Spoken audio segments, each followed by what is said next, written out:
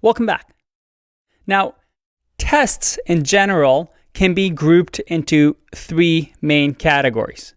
Now, everybody has their own definition, and sometimes somebody's definition might overlap with the other category, but just as a mental framework, think of tests as having three main distinct types. The first are unit tests. And these are the most common, the easiest to implement, and the ones that are really important to have in your application.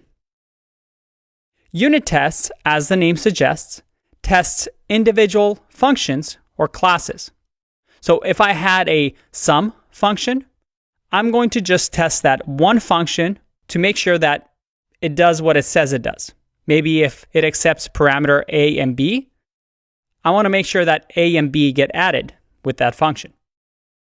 They are the cheapest to implement, the easiest to implement, and 90% of your time, you're going to be working on writing unit tests. They're very, very useful.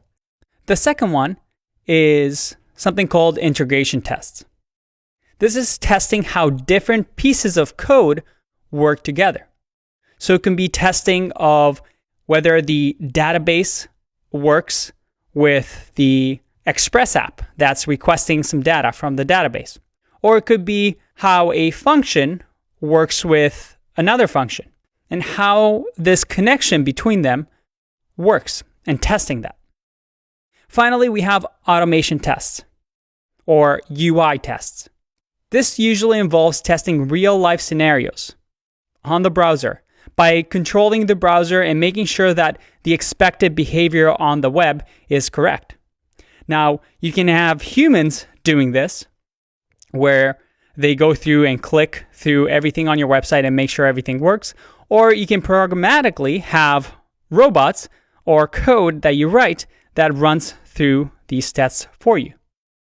As we go down into this order, they become more and more expensive to implement. What does that mean?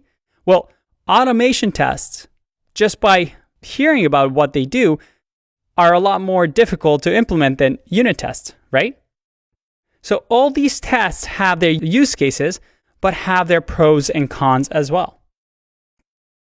And we're going to talk about each one of these.